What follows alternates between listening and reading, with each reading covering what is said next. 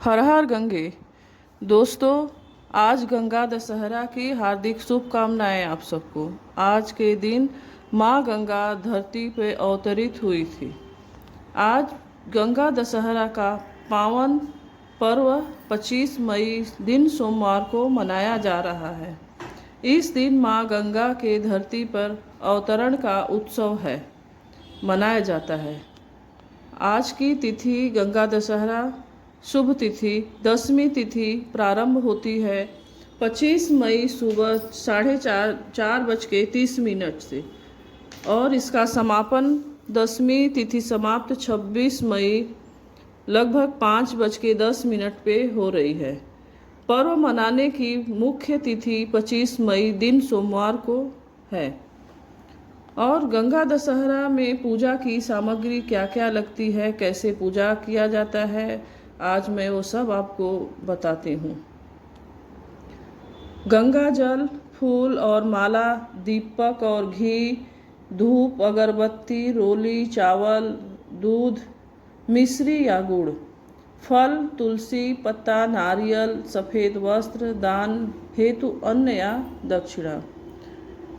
आपके पास जो भी सामान उपलब्ध हो आप उससे पूजा कर सकते हैं। कोई ज़रूरी नहीं है कि इतना सब सामान होना ही चाहिए।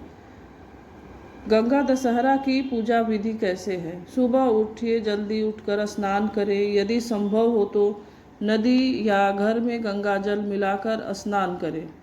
पूजा स्थान पर माँ गंगा की तस्वीर या कलश स्थापित करें। दीपक जलाकर फूल, अक्षत और रोली अर्पित करें। ओम श्री गंगाय नमः मंत्र का जाप करें। गंगा स्तोत्र या गंगा चालीसा का पाठ करें। माँ गंगा को दूध, मिश्री और फल अर्पित करें। ज़रूरतमंद को जल, वस्त्र, फल या अन्न का दान भी कर सकते हैं। और शाम के समय माँ गंगा की आरती जरूर करें। माँ गंगा की कथा इस प्रकार है। पुराणों के अनुसार राजा भागीरथ ने अपने पूर्वजों की मुक्ति के लिए कठोर तपस्या की। उनकी तपस्या से प्रसन्न होकर माँ गंगा स्वर्ग से धरती पर आने को तैयार हुई, लेकिन माँ गंगा का वेग इतना तेज था कि पृथ्वी पर इसे सहन नहीं कर सकती थी।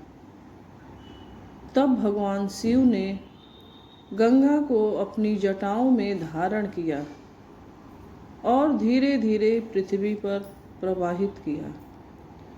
माना जाता है कि गंगा दशहरा के दिन गंगा स्नान और पूजा करने से 10 प्रकार के पाप नष्ट हो जाते हैं और जीवन में सुख समृद्धि आती है।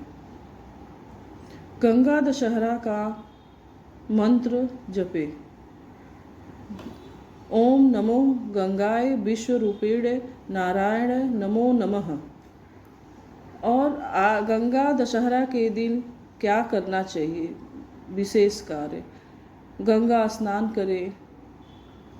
अगर गंगा में नहीं जा सकते तो आप गंगा जल डाल के घर पे भी स्नान कर सकते हैं।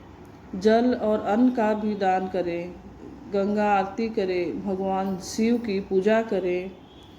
और उस दिन क्या नहीं करना चाहिए? नदी तालाब में गंदगी नहीं फैलाना चाहिए। क्रोध नहीं करना चाहिए। किसी को अपशब्द नहीं बोलना चाहिए। स्नान करते समय साबुन शैम्पू का प्रयोग न करें। यह कथा अब यही समाप्त होती है। अगर आपको यह कथा पसंद आती है तो लाइक कमेंट करिए, चैनल सब्सक्राइब करिए। माँ गंगा आप सबके ऊपर अपना आशीर्वाद हमेशा बनाए रखे। लाइक कमेंट करिए, कमेंट में हर हर गंगे लिखिए। जय माँ गंगे।